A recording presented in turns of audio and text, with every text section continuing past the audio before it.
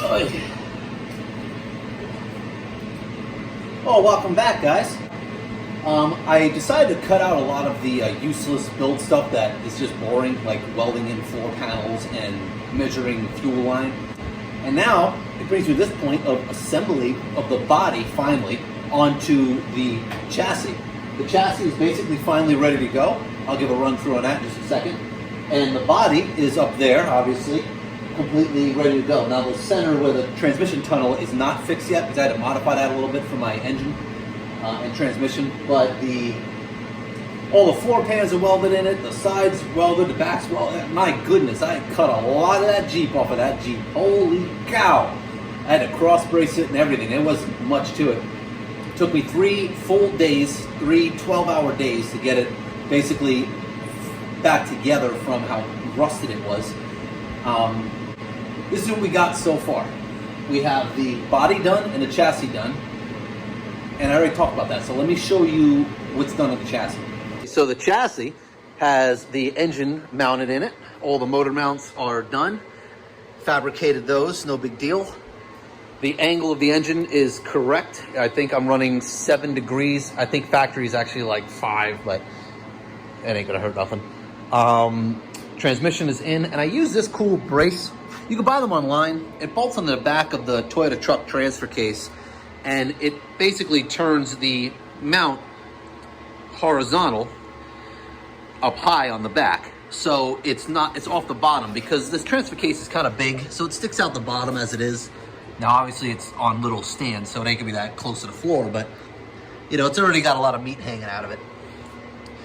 So that really helped lift it up. I think I got 15 inches of ground clearance on that.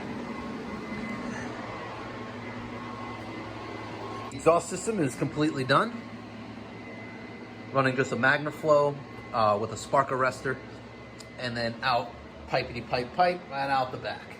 The gas tank. Oh, I had to custom make the gas tank. It's the first gas tank I made, and I didn't have the welder set very right, so I had a leak right here I had to fix. I pressure checked it to 15 pounds, which is a lot of air pressure, and it held. I had a tiny bubble coming out of here. I mean tiny, so I welded that thing up. But other than that, it worked great. It's 14.6 gallons, and that's in there and done. All the suspension is done. I was able to use these, are really cool. The U-bolts are next to the spring. This way there's nothing on the bottom. It's nice and smooth for off-road, and they don't get caught on anything. Because again, it's not a big lifted machine. I'm trying to keep a low center of gravity. Little drive shaft is in, which is literally just a slip. That's all it is. It's just a slip yoke. There's no actual drive shaft. Toyota rear end. The whole front axle is rebuilt. That's in a whole nother video you could check out. The front locker is in it, which is also in another video you can check out. Now the body. The body's all fixed up. Again, I'm finishing that when it's in the Jeep because I need to measure some things for the shifters. All of the framing is back in place. All the braces are all, I had to make everything. All the back bracing is all new. The floor pan, all of this whole area is all rotted across the whole back. Oh my gosh, it was a mess. The whole side here, from here all the way to here, was completely gone and destroyed from people cutting at it. So I redid that. This is off the other side, actually, off another tub I had for spare parts. Thankfully, I bought it from a guy in Florida, actually. That's for the shovel. I'm sorry, the axe fits in there. So it's all factory metal, believe it or not, from another 42, I believe, Willys MB. That's all welded in. Inside floor is done. This big hole, this big thing, if you're wondering what that is, that's actually for the fuel tank. They had a extra fuel, 5 gallons, I believe it was 5 gallons, they added to the system by putting this fuel tank well in. Now, this Jeep had it, some didn't. It was an afterthought later. But I decided to put it back in because I'm gonna use it for recovery gear, since it's right under your seat just about. Your seat's about here. So you could easily reach in it and grab chains, straps, tree savers, winch controller, you know, snatch blocks, all kinds of stuff, D-rings and such and whatever. And it's right there bouncing around under the seat. I'll be a piece of rubber in there so it doesn't slap everywhere. And it's convenient. It can get wet, it can get dirty, it ain't gonna mess with it, and it's fast. I like that. Yeah, it does stick off the bottom, but it's the height of the frame, so Yeah, it might catch a dent, but whatever. Doesn't do anything but hold stuff. This side of the body is pretty much the same thing. Whole lot of welding. Whoever had it before, who fixed some rust it had, used braze. And you can see these lumpy blobs. They just filled in the rust. They kind of they didn't even cut the rust out. They sandblasted it so it wouldn't rust again, then filled it with braze. As ugly as it is, it's actually really strong. And there's no rust in it because it's all brazed. So I kind of left those spots. I'm just gonna use a little filler and plug those that I had to fix. So it's got a couple spots still to fix, you know, when I do the body work, but that's a little ways away. These pockets are all fixed up. All of the lighting and bracketry is all fixed up. I have all my handles. I saved all the little F mark bolts. I'll be putting those back in, like see the right one that is. Those little things bug me. So that's where it is currently. So that's where the whole project is currently. And I'm going to put this body on now and level it all out and everything else. It's gonna have a 1/2 inch lift. It wasn't actually necessary for the drivetrain. It was actually necessary for the framing underneath the tub because I couldn't get the right height tube with the whole shutdown and everything else. So I was like, I'm gonna make it happen. So yeah, that's where we're at right now. Let's get this body on and see how it fits.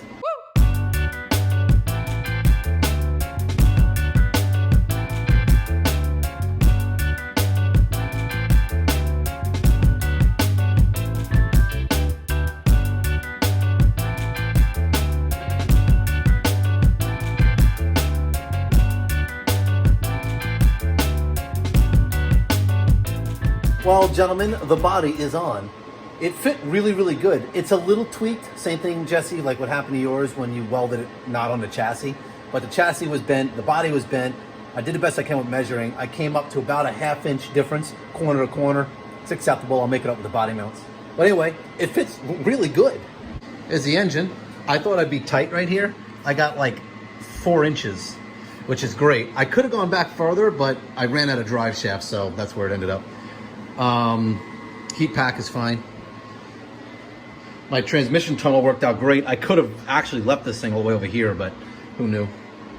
But yeah, there she is. Everything lined up really good. All right, so check it out. There we have it. The body is now on the chassis. Thank you. It fits pretty good, actually. It's a little unsquare, so to say. It's a 1/2 inch higher on the one side than the other, corner to corner, but the frame was bent and the body was also bent with it. This had a hard life. It's 77 years old, and it was a military vehicle. It's got bullet holes and everything in it. It's had a hard life. So I'm okay with that. I've just leveled it out with the body kit, basically. So there we have it. Now we get the fun task of bolting it down. And once the body's bolted down, I'll test fit the front end, make sure it's leveled out and best it can be anyway. And then put the wheels on it, get it on the ground, and start running the wiring and everything, because the fuel system's done. I'm waiting for the fuel pump, so I put my fuel lines on. The cooling system's just simple radiator, there's nothing crazy. Don't even have heat in the thing yet. No defroster, manual windshield wipers. So it's incredibly simple. I gotta do the wiring, headlights, taillights. I gotta put blinkers in it. I don't have to, but I'm going to, because it's technically an antique vehicle. Yeah, it's coming along really well. I gotta finish up some spots on the body. Now that it's on it, I can see I need to rework a little bit, modifications. I gotta finish the wheel well and the transmission tunnel. I'm gonna put a suspension seat in it. I'd like to put 2 of them in it, but they're kind of big and the interior is kind of small, so the passengers might have to deal with it. Plus it'll save me like $1,000. It's coming along, guys. The 22R I'm working on here has been, it was given to me by a friend. The thing sat with no cab for, I don't know, I think 13 years. Basically the motor's just in the rain. But the way Toyota designs everything, water kind of runs away from it instead of into it, like the intake's a little down and so on and so forth. Because of that, this motor survived. It didn't take any water in it or nothing. And look how clean this thing is. It's immaculate. That's probably the cleanest 22R I have ever seen in my life. I mean, this thing was crusty. I just took out the water pump. What the heck is it? Oh. Look at that thing. Full of poo. But because it's Toyota, it's going to be bulletproof.